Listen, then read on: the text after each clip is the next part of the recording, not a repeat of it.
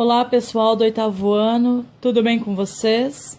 Seguinte, eu separei essa aula de hoje para fazer uma revisão, tá? Então, nós vamos passar a fazer uma revisão, tá? A gente vai fazer revisão de qual conteúdo? O conteúdo vai ser Revolução Francesa. Então, é isso que nós vamos revisar. Como foi a Revolução Francesa? Tá? Lembrando que essa revolução foi no século XVIII, tá? Em 1789 até 1799. Aqui já dá para a gente ver o quanto essa revolução ela foi longa até se firmar, né, como um governo revolucionário que põe fim ao absolutismo. Diferente aí da Revolução Inglesa. Claro, teve seus desafios, mas a burguesia não teve tantos desafios como a Revolução Francesa. Para começar essa revisão, a gente tem que lembrar de um carinha aqui, né? Então, esse carinha é o rei, aqui o rei Luís XVI. O que nós temos que saber desse cara aqui? Nós temos que saber as ações que o Luís XVI fez. Então, as ações. É isso que nós temos que retomar. O que esse rei fez? Esse rei, e lembrando, claro, que ele é um rei absolutista, que a gente já estudou, já sabe o que é absolutismo, né? A concentração aí do poder total nas mãos do rei.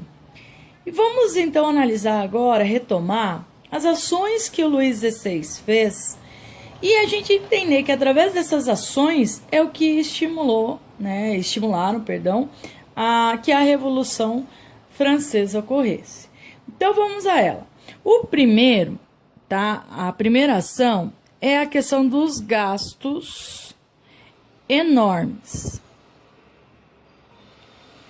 Tá? O que tem que entrar dentro desses gastos enormes? A perda de guerras, né? Não foi Luís XVI que perdeu a Guerra dos 7 Anos, foi o seu pai Luís XV, mas que trouxe um gasto gigantesco para a França. Foi uma guerra perdida que trouxe muitos desafios para a França e que o Luís XVI ele teria que solucionar esse problema. Então, no governo Luís XVI, essa perda da guerra, esses gastos ainda são sofridos aqui, tá? Outra coisa que tem que entrar aqui, os gastos com os luxos, né, da nobreza cortesã. Nobreza cortesã é aquela que vive dentro da corte, dentro do palácio, tá? E essa é uma aliança que o governo absolutista faz com a nobreza. Então, traz a nobreza para perto, para ter ela sobre as asas, mas em troca eu tenho que beneficiá-la, né? Uma troca, uma relação de confiança, de aliança aí. Vai gastar muito, muito, muito, tá? Aí eu vou também colocar aqui, que entra no gastos, a perda de guerras, tá? Então, a perda de guerras gera esse gasto enorme, tá? Aí você pode falar assim, dona, mas espera lá, a França entrou na guerra junto com os Estados Unidos na independência contra a Inglaterra e a França ganhou, junto ali com as 13 colônias, né? Para a formação dos Estados Unidos. Sim, ganhou. Só que ela ganhou a guerra, mas ela teve um prejuízo muito grande. Porque, veja, ela já estava numa crise econômica, né? A estrutura econômica já não era muito boa, porque ainda se mantém a França, tá? Com uma estrutura econômica econômica, tá? Ainda voltada para o semi-feudal. Então, quer dizer, aqui, em meados do século XVIII, eu tenho a Inglaterra já desenvolvendo a industrialização. E a França ainda continua no atraso agrícola, semi-feudal, ainda numa base de colonato, né? Então, a estrutura econômica é muito fraca da França nessa época. Mas os gastos elevados, perda das guerras, né? Mas foi pelos seus antecessores. Sim, mas está repercutindo aqui ainda, tá? Então, diante de todo esse cenário, o Luís XVI participa de uma guerra em aliança às 13 colônias para a independência dos Estados Unidos contra o seu grande arquirrival, que é a Inglaterra. Mesmo ganhando, os gastos com uma guerra foram tantos, e dentro dessa estrutura, acabou prejudicando a França e não a beneficiando. E aí gera mais gastos e vai deixando a situação econômica da França cada vez mais difícil. Saindo um pouquinho da questão econômica, a política, né? O Luís XVI mantém a característica política do absolutismo. Junto com o absolutismo, eu tenho o mercantilismo. Então, veja, esse sistema político desagrada muito, tá? Principalmente o terceiro estado. Por quê? Porque o terceiro estado é o que paga, é o único estado que paga impostos, né? E essa estrutura absolutista, ela garante a manutenção desse sistema social, né? Então, esse sistema político garante o sistema social da divisão de classes, onde só o terceiro estado pagava os impostos, né? E lembrando que esses impostos vão ter que aumentar porque os gastos aqui que a gente viu estão aumentando. E essa estrutura política do absolutismo garante o sistema econômico mercantilista, que a gente já estudou que é mercantilismo e a gente já sabe que vai desagradar muito e muito uma classe específica, que é a burguesia, os comerciantes, tá? Que estão inseridos lá no terceiro estado. Então, isso é um ponto que aguça a burguesia para derrubar, desestruturar o rei, derrubar o absolutismo, como a burguesia lá inglesa fez. Ok? Entrando agora na questão, continuando, na questão política, eu também vou ter aqui o Luís XVI como uma figura de um líder despreparado, tá? O Luís XVI, meus queridos, ele era muito fechado, né? Ele não era muito sociável com as pessoas, não tinha muita comunicação. Então, um líder que se espera para tomar liderança diante de todo esse cenário que a França se encontrava, ele não se mostrou capaz, eficiente, e ele não mostrava para nenhuma classe, nem o primeiro, nem o segundo, nem o terceiro estado, confiança. Ele não passava essa ideia de líder, de liderança, tá? E isso acaba prejudicando a imagem dele. E outra, ele vindo dessa crise econômica, perda das guerras, acaba também manchando a imagem dele, porque ele não consegue solucionar esses problemas. O que aguça mais ainda essa questão de liderança aqui, despreparada, foi a falta de um herdeiro. O que acontece? O Luís XVI, como na época, né, todos os casamentos, na maioria, era arranjado, o Luís XVI, ele casou em um acordo com uma austríaca chamada Maria Antonieta, isso para melhorar a relação entre a França e a Áustria, E a Maria Antonieta veio, lindíssima, para a França, 16 anos, chegou, casou. Só que o Luís XVI, ele não tinha relações sexuais com a Maria Antonieta regularmente, né? E na busca de se gerar o herdeiro aí.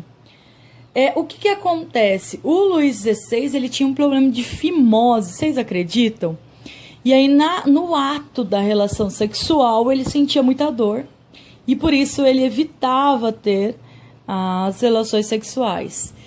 E aí acabou gerando, olha que louco, uma simples fimose. Já naquela época se sabia da operação simples da fimose. Ele gerou um caos internacional de relações diplomáticas entre a França e a Áustria. Olha que louco. E ficou ridicularizado no povo. Então o povo tirava sarro, porque o povo queria o herdeiro. Na tradição monarquista, para a sociedade, um herdeiro é incrível. Ele vai ser o Delfim, né? O nosso futuro rei. E traz a questão da confiança. Nós temos um futuro rei que nos orientará e não estamos à deriva e assim por diante. Aí ele operou e depois de 4 anos de governo, de casado, ele teve o seu primeiro filho, né, o Delfim, finalmente. Mas acabou abalando por essa demora toda a imagem do rei. Acaba, né, prejudicando. Então é um ponto de ação aqui do Luís, porque é uma ação dele, porque ele ficou com medo de operar, ele não queria operar. E acabou desestruturando um pouco. Então entra como um ponto aí para o Luís XVI como ponto negativo. Entrando um pouquinho mais na questão social, tá? O que vai acontecer? Como eu tenho aqui esses gastos enormes, nenhuma guerra significativa que eu participei, que eu ganhei e as que eu perdi, que possa melhorar a minha situação econômica. Nada, né? Qual foi a grande ação aí que o Luís XVI toma no seu governo e que acaba desestruturando de vez o seu reino? Que foi, tá, o aumento do imposto sobre a farinha. Meus queridos, a França, uma população enorme, não tinha campo, não tinha agricultura suficiente para alimentar todo esse povo, né? A questão da crise econômica levava grande parcela da sociedade francesa na miséria. E aí o que acontece? O que sobrava era o pão. O pão era o alimento essencial para a camada mais pobre da população francesa. E aí a farinha era muito consumida. E aí o que o rei faz? Vai cobrar impostos, vai taxar o imposto sobre o produto mais consumido na França. Óbvio, para gerar mais impostos. A farinha. Mas isso vai acabar gerando o quê? Mais fome, mais miséria. E aí a população começa a se revoltar. Aí que o negócio começa a acontecer. Por quê? Porque isso tudo vai gerar uma instabilidade social. O povo vai começar, né, a falar, pera lá, como assim pagar mais impostos? Eu só pago imposto porque a gente já viu na aula, lembrando que é uma revisão, que a estrutura social francesa, ela era dividida em quê? Em 3 estados. O primeiro estado é o clero, a igreja. O segundo estado, a nobreza. E o terceiro estado, o povo em geral. Só que dentro desse terceiro estado, a gente tem que lembrar que existia aqui a burguesia rica também. Pequenos, médios e grandes comerciantes. Só que essa burguesia rica, ela não pode mudar de status, porque ela não tem títulos. Então não importa se ela é rica e pobre, ela não tem títulos, é povão, terceiro estado. E acima dessa pirâmide está o rei. Ele está acima dessa divisão. Então, olhem a estrutura, meus queridos, da sociedade francesa. Olhem as ações do Luís XVI. Lembrando que só o terceiro estado pagava impostos. E o terceiro estado sozinho sustentava o segundo e o primeiro estado. Esses dois não pagavam impostos. Então, quando eu tenho um aumento do imposto da farinha, eu prejudico duas vezes o terceiro estado. Uma porque eu estou taxando o produto mais consumido pelo povo, para fabricação do pão, e prejudico o terceiro estado também porque eu vou aumentar o imposto sobre o único estado que paga imposto, que já carrega sozinho o primeiro e o segundo estado. E aí é óbvio que vai gerar uma instabilidade social. Aí que a coisa pega. Foi tão complicado isso, essa instabilidade social foi tão complicado, o caos começou a se instaurar na França, que o rei não teve outra opção, outra alternativa, a não ser fazer uma convocação dos notáveis, tá? Lá em 1786. Olha que bonito esse nome, notáveis. Quem eram os notáveis? O primeiro e o segundo estado. Eles eram os notáveis. Diz pra mim se não é muita soberba? Esses caras eram muito nariz empinado, né? Os notáveis. E aí, o que vai acontecer? Vai chegar nessa convocação, e aí vão chegar pro primeiro estado, o clero, e o segundo estado fala assim, estamos numa crise econômica, olha a nossa situação aqui, aumentamos o imposto, mas não dá para colocar nas costas do terceiro estado. O terceiro estado já não aguenta mais.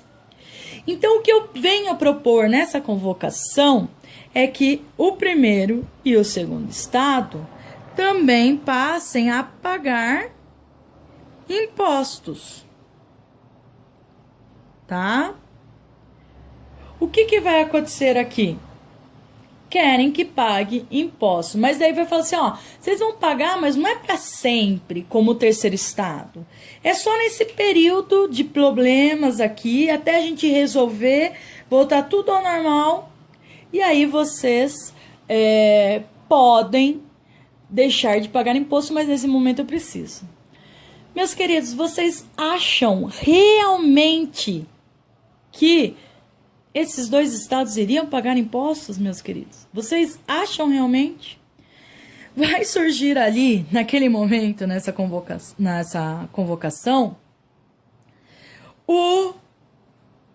um cardeal, tá?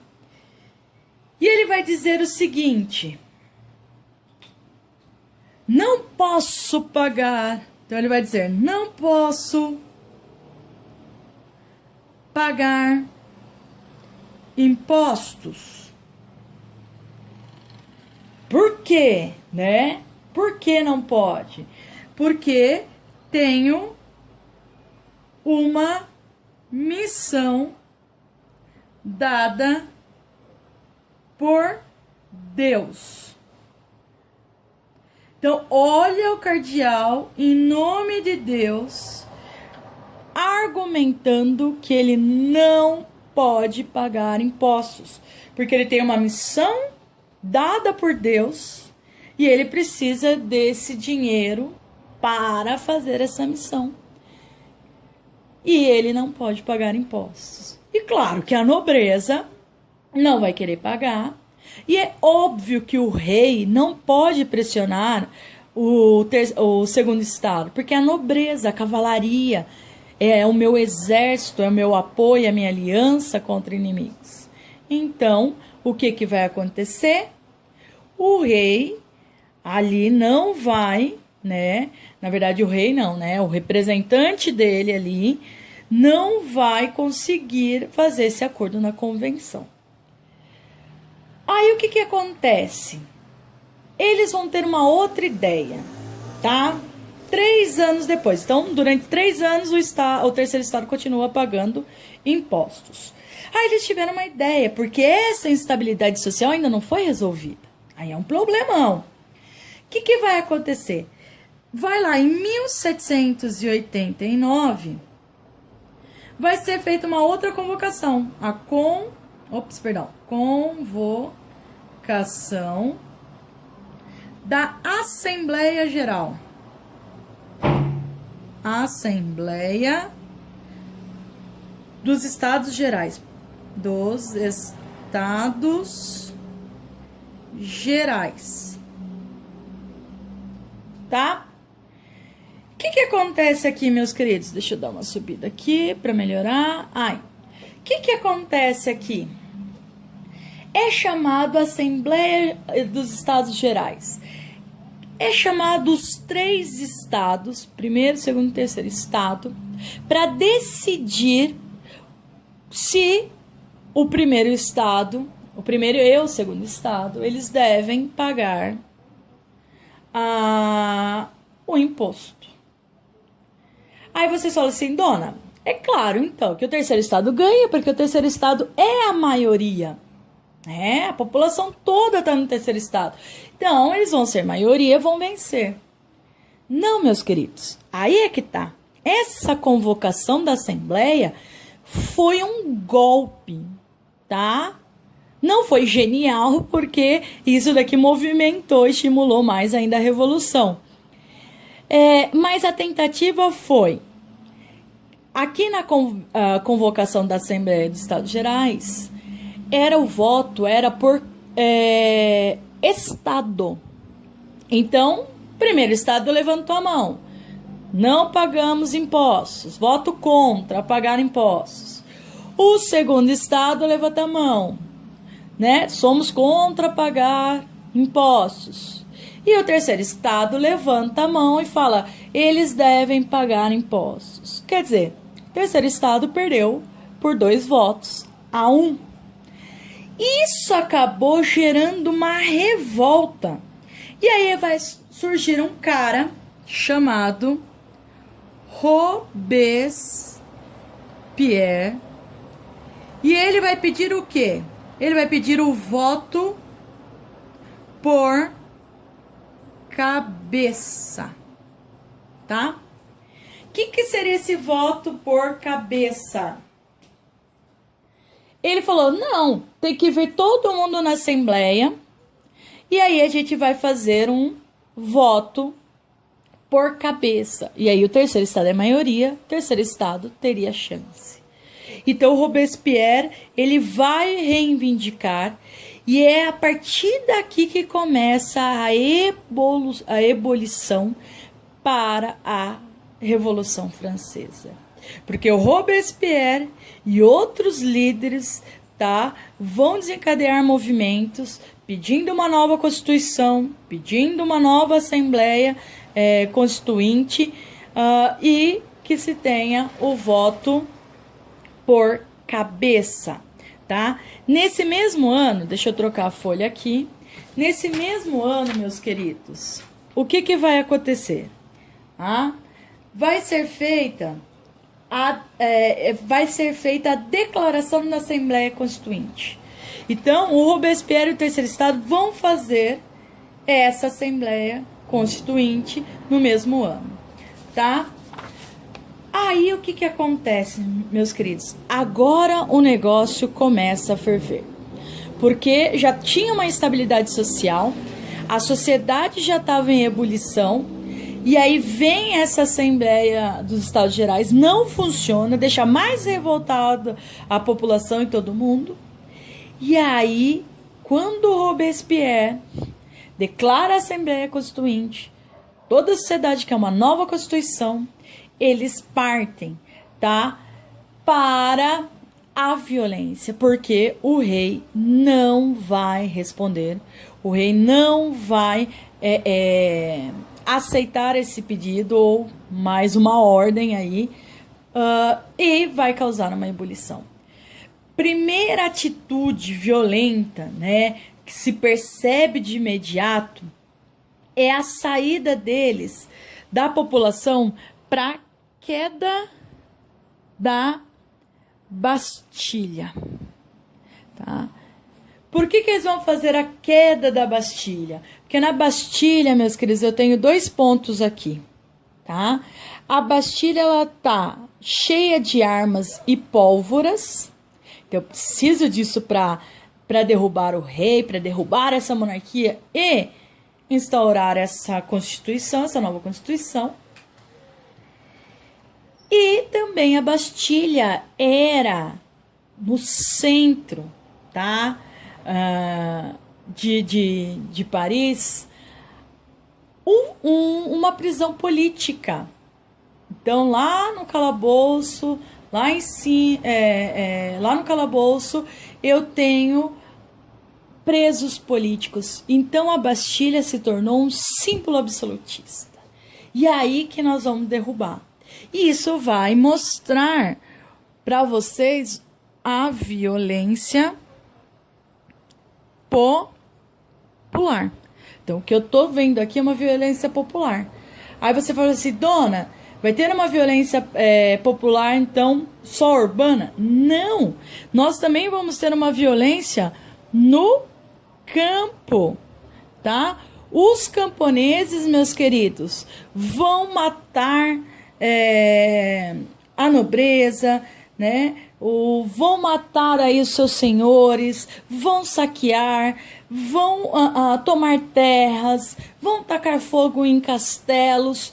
Tudo isso, meus queridos, vai ficar conhecido como o período do medo. E muitos nobres vão ter que fugir, sair fugidos nesse período para fora da França. Ok? Para mostrar essa violência real, eu estou falando de cabeças em estacas. O que acontece? O administrador da Bastilha falou, fecha tudo e atira. Pode atirar com canhão nessa população que logo ela se dispersa. Primeiro tiro, segundo tiro, a população ficou mais enfurecida ainda e foi com tudo para derrubar os portões da Bastilha. Derrubam, matam os soldados e pegam o administrador da Bastilha, vão bater, vão bater muito, vão espancar esse administrador e por fim vão pegar baionetas e cortá-lo inteiro, até que surge um cara, corta a cabeça dele, tá? Levanta e põe numa estaca. Então vejam como estava a população francesa revoltada, mas tomou uma proporção de violência gigantesca. E aí o que acontece? Acontece que os deputados que eram contra o absolutismo, queriam a nova Constituinte, acabou se sentindo honrados pela participação popular, por esse aclamor popular pela Constituinte. E isso, meus queridos, acaba definindo o quê? Define a característica da Revolução. Então, a Revolução Francesa, a partir daí, como os líderes não tomaram nenhuma ação, falando, não, dessa forma violenta não pode ser, né? Mas, pelo contrário, se sentiram honrados, vai caracterizar esse ato violento. Para você ter ideia, você vai ver criancinhas pegando em facas, pegando em baionetas e estacas e com cabeças nas estacas. É uma loucura que só, tá? Saindo da queda da Bastilha, tá? Nós vamos ter também aqui a tomada de Versalhes.